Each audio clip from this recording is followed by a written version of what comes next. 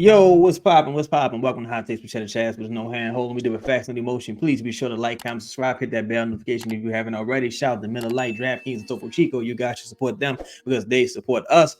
Down goes Frazier. The Pelicans, they had a unexpected opposition in Donovan Mitchell returning to the lineup for the Cleveland Cavaliers. Suffered a really bad defeat at home versus the Cleveland Cavaliers. And I want to get into this breakdown of the guy. He has a channel, I believe it's called Awful Coach, and shout out to him. Very funny guy. He reminds me of the actor who passed away at 22. His name's Gilbert. I think it's Gilbert Gordat. He was in Problem Child. Like, his voice and his tenor sound just like this guy. His delivery, everything. He was also in Beverly Hills Cop. He was also in Beverly Hills Cop. He used to be on the USA channel a lot too. Like, when I had to be like 3-4 years old. He used to be on the USA channel a lot when I was little. But shout out to him and his channel. I'm gonna go over the video he did and kind of review some of the things. But there's been some troubling stats. The Pelicans, they've been winning, beating teams they should beat. When you look at some of the losses though against some of the upper echelon teams, well, I'm gonna say some of the victories against some of the upper echelon teams. When we played the Cavs before, the Cavs didn't have Donovan Mitchell, didn't have I think Gafford was out with a broken jaw. Mobley was out. So, we beat the dog shit out of them. So you played the 76ers. You had two matchups against them, one without Therese Maxey, the other without Joel Embiid. Played a couple other teams who were missing some of their main guys. Did beat the Clippers, I believe twice. One was after a long road trip for them. So context is very important when you consider their record with the Pelicans versus teams who are above 500. Context is incredibly important because we still see a lot of the same flaws with this team when they're facing upper echelon talent where there's not a clear advantage for the Pelicans. Those advantages being the rest advantage or a health advantage. We did beat OKC. We were missing Brandon and Shea got hurt. So let's say that kind of balanced out. Beat OKC earlier in the year. Beat the Warriors.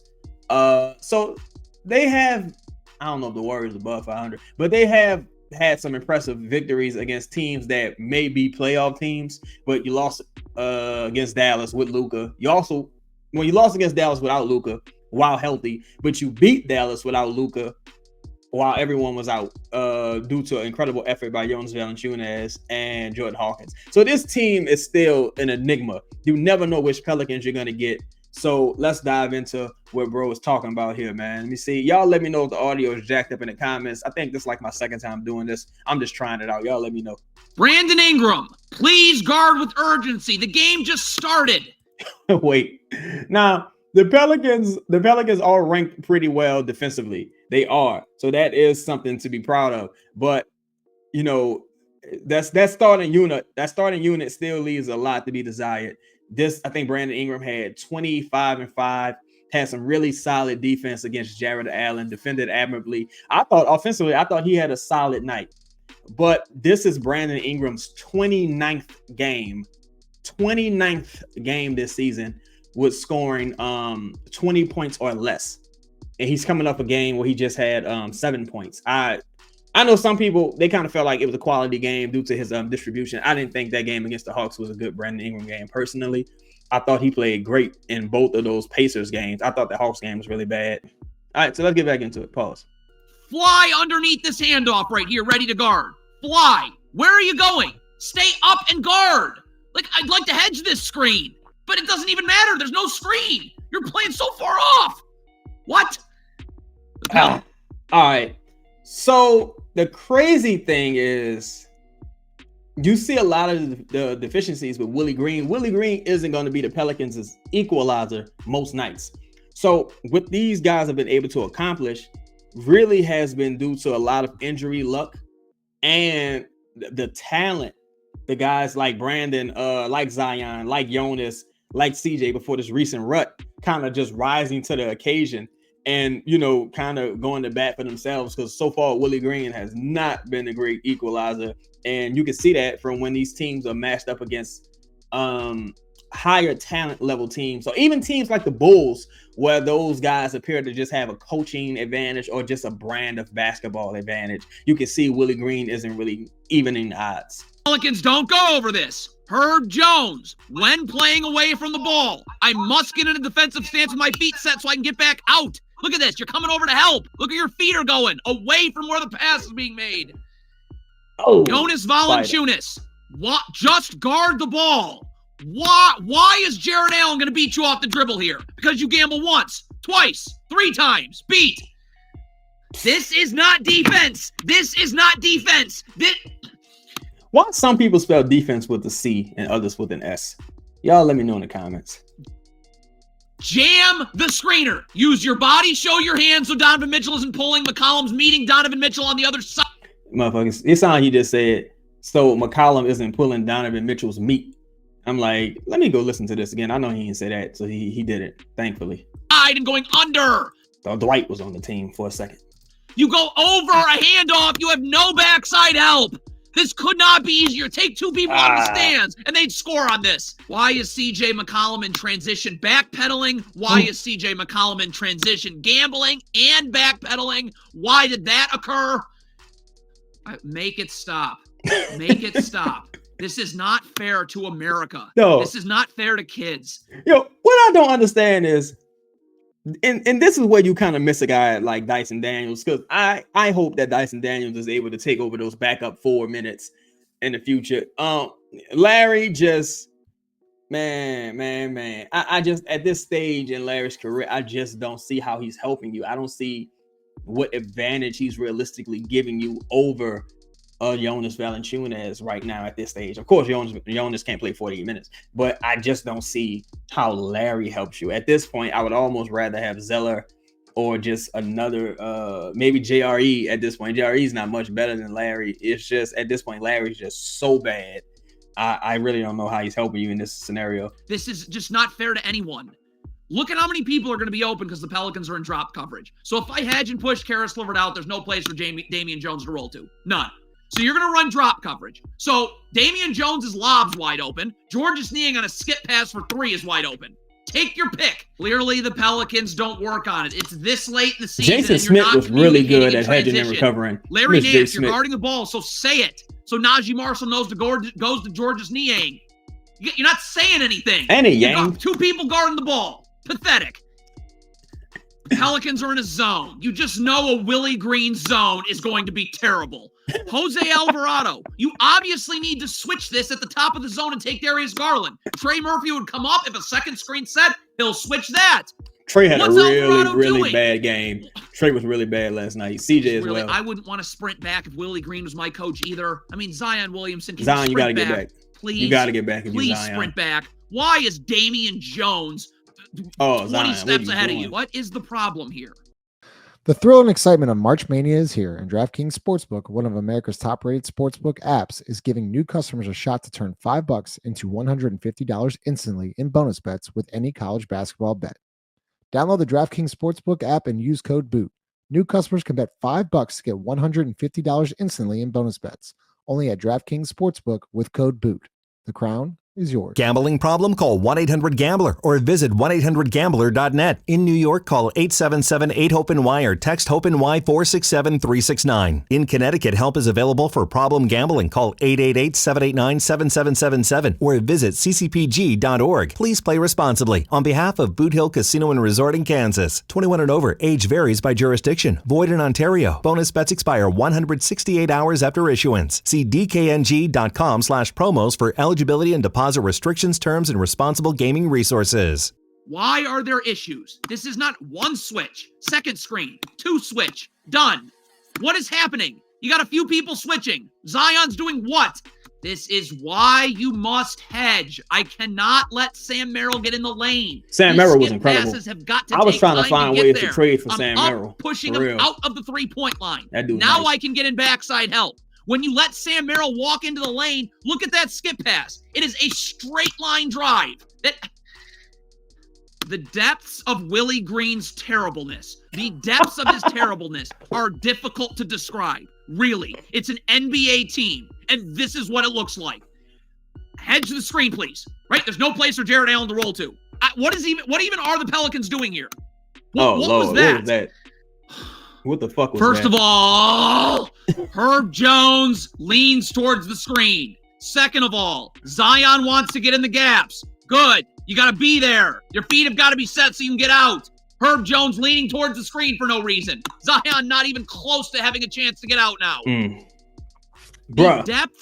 Bro, watching Darius Garland when he's been healthy this season, it just makes me sick. It just makes me fucking sick. I can't believe we passed on Darius Garland. Now, in the long run, you could say, well, in the big picture, you could say, well, we got Herb in that scenario, but it's like, yeah, but you let Jackson Hayes pretty much walk for nothing. He was a bust here.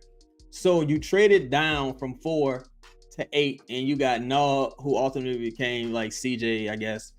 And you got Herb, but Jax was a bust when you could have had an all-star in Darius Garland. And if your scouting team is as good as it's touted, you could have still had Herb anyway. It's just of how terrible the Pelicans are from a coaching perspective is beyond the pale. Larry Nance in transition. Could you go guard Georges Niang? Why the fuck is you? What? Why is Larry Nance? Why is Larry Nance that far off a deadly 3-point shooter in Georges Niang? Like, is it Niang or is it Yang? I might be tripping. Maybe he's saying it right. But why the fuck is he that far off a guy who's been dotting people's eyes all season? Like, that motherfucker was really good with the Sixers as well. I don't know why people so like low on him. I thought he was really good with the Sixers personally. What part of transition defense are you supposed to stand in a random spot on the court? This again. God, is Willie Green a pathetic individual? CJ McCollum under the fake handoff right here. Under and meet Niang on the other side. You're going over, so you're beat back door. Now Larry Nance has to help. Now Isaac Okoro's wide open. My God, is Willie Green awful. Herb Jones, please. I do agree that Willie Green is awful. My question is, with veterans like CJ McCollum, how much is that on the players just knowing their assignments, knowing what they're doing? Communication, like how much is that on the players? I don't know how much Willie Green's supposed to do. I would imagine that they go through these scenarios and they practice these things, but I don't know how much of that is actually on him, truthfully. Please just guard. Stay in front of Jared Allen and guard. Why? What are you? Look at this gamble. What was this? First of all, what was the point of that? Pelicans should be switching the screen first. Then you switch the handoff. So Brandon Ingram, it's going to be a lot more difficult for Brandon Ingram to guard the ball here when he's 10 steps behind Donovan Mitchell. So Najee Marshall, you must stay in the gaps at the 3-point line. Just at the 3-point line, so I'm in the gaps. Like, look at Najee Marshall, 4 steps beyond the 3-point line for no reason. Brandon Ingram also going to gamble here. This is Willie Green just being miserable at life. This is something that you go over. Najee, but you cannot have 4 Pelicans underneath the free throw line. Najee Marshall, you're not going for the offensive board. Get back. You stand in there. Look how easy this is. It will happen every time. Trey Murphy, see, this is coaching. This is where Willie Green is absolutely incompetent. Trey Murphy, you're rotating to the ball. Good. So communicate this. You have to be in help here. Like, rotate to the ball. Now Najee Marshall's like, I can force Karis LeVert to the middle of the floor because you can help and recover. You're not doing that. So Najee Marshall's getting beat away. Now the help has to come at the rim, and you're not recovering from this. Oh, God. Coaching. You had about 3 Willie people Green open on that position. Is awful. About 3 players. Awful. Is up. Zion Williamson on the switch. Underneath immediately. So we're in the gaps with our feet set. You're not getting underneath the screener right away. Look at this. So your feet are going towards the ball on the pass out. So now you're beat. Now, Jose Alvarado up the line and help. The dribble gets picked up outside the paint. Well, what are you doing? Why are you waiting for Garland to be in the paint before you help? Jose Alvarado. It's not like he gonna break his motherfucking mouse. Oh, just guard. If Karis LeVert sets a screen here, I would like to think you'd be switching with Herb Jones. You're feeling out. Look at this. You're feeling out a screen, waiting for it to be set. There is no screen set, and you're just beat. The sheer depths of how awful Willie Green is as a basketball coach are incredible. Trey Murphy, you're not guarding the ball, obviously, and find someone to guard. Sam Merrill. Man on a man. You don't work on transition defense, clearly. Clearly. This is not how you guard. We lose shooters so fucking much on defense. And the crazy part is the Pelicans are ranked like high as far as like defending the 3-point shot. But I think a lot of that's attributed to luck and guys just missing shots because we lose efficient shooters all the time. And it's just crazy. Sometimes we pay for it, sometimes we don't. Especially, but hey, the basketball, some of this is based on luck, right? You got the injury luck, you got guys missing shots they typically make. You take the wins how you can get them. But, this is, evident of all of the issues. Like all of the Pelicans issues pretty much came to a head. Brandon took 1 3-point shot. I don't think Zion took any. You know what I'm saying? Yeah, I think Brandon had about 5 assists. But CJ went 0 for 5, if I'm not mistaken, from beyond the arc. Trey, he left a lot of money on the table. He was like tentative about shooting. Your second unit didn't really give you much last night. Zion had an incredible offensive game. Probably could have had more assistive guys for knocking down shots. I believe he had 9 rebounds as well. But it's just the little things, man. It's the little things. And it is snowballed last night. Hard to handle. Every time we play a good team, it snowballs. I don't even know how many shots Herb took, but it wasn't enough from beyond the arc. Off ever. Not ever. Not ever. Herb Jones, jam the screener so McCollum can go under and meet Garland on the other side. You're going over. So everyone's open here. Niang's open. Jared Allen's open. Oh, mouse in the house. The Pelicans clearly. What do you do in practice? What? What does Willie Green do? CJ McCollum, you're playing the gaps. Get your feet set so you can recover. Look at McCollum's feet here. You're going towards the ball on the kick out. You're not getting out. Garland again. Yo, what y'all think, man? What y'all think about what bro's talking about? Y'all know I've been pretty vocal. A lot of us have about Willie Green's shortcomings. I've been talking about this for the last since the last 3 years. I've been talking about this since Willie Green's been here his entire tenure. I'm just not a fan of Willie Green's brand of coaching and his tactical skills. That's why more often than not, you don't see Brandon and Zion both have good games at the same time, like while they're on the floor with one another. Tactically, there's something that's getting lost in translation between the coaching staff and the players on both sides of the ball. The bright side is they've been able to survive that, and they're in a really solid position right now. Right now, they're in, I believe they're the 5th seed. They got a pretty critical stretch coming up towards the end of the month that may decide ultimately where they stand. But a lot of these things are going to get you hurt in the playoffs, man. You got Jordan Hawkins and Matt Ryan riding the bench. I really think this was a game where you needed to match their 3-point output because the Cavs didn't really get to the line at all this game. So everything they were doing was just easy buckets, making difficult shots off the dribble threes. The players Pelicans getting lost defensively on the rotations. As this gentleman pointed out, it was just a lot of defensive mishaps, a lot of miscommunications. And that's something we've all been talking about and we've all been witnessing this entire season. It just only burns them against really good teams. And they've been able to kind of pull off some games in the clutch against bad teams. But more often than not, the Pelicans have been burned against good teams. They just seem to go back to their old habits when they play against upper competition. And it's something to be concerned about because, again, towards the end of this year, I think you got the Bucks again, if I'm not mistaken. You got Phoenix again. You got the Lakers. You got Boston, if I'm not mistaken. You got a lot of tough matchups, and you're going to have to, at some point, you're going to have to start beating these teams when the odds are about even. You're going to have to show that you're on par with these teams. You're going to have to show that you're at least put forth some competitive efforts. You know what I'm saying? It's just, I don't know at this point, but at the end of the day, you take any wins you can get. If you do happen to play those teams and they're missing guys, you're going to take the victories. You'll worry about the context in the offseason or in the playoffs, but it is something. I'm at a stage, for me personally, I don't care about the process no more. Because I'm like, once people start getting hurt and shit, you just want to stack wins. You'll worry about addressing the process and addressing the team shortcomings in the offseason. Trade deadline is over. You're not signing any free agents. Ain't no buyout candidates coming here. This is the team you have. This is the coaching staff you have. So for me, it's all about just winning. Just win. Like Chris said on the show last night, it's nothing more any of us can say. Me especially, it's like, I said Brandon needs to shoot more threes. He's just not doing it. He's not going to do it. So it's like, okay, whatever. I said, Zion needs to kind of just be a bit more dominant and demonstrative. He's doing it a little bit, but it's still not to the level that I think we all need it to be, because for Zion, the standard has to be an MVP candidate. That has to be his standard For Brandon, the standard has to be a guy who's worked upwards of $40+ million a year. That has to be the standard. That has to be the bar. And so far, you haven't seen that consistently, especially not against good teams. But that's been today's show. Please be sure to like, comment, subscribe, hit the bell notification if you haven't already. Let me know what you guys think in the comments. I'm out. Peace.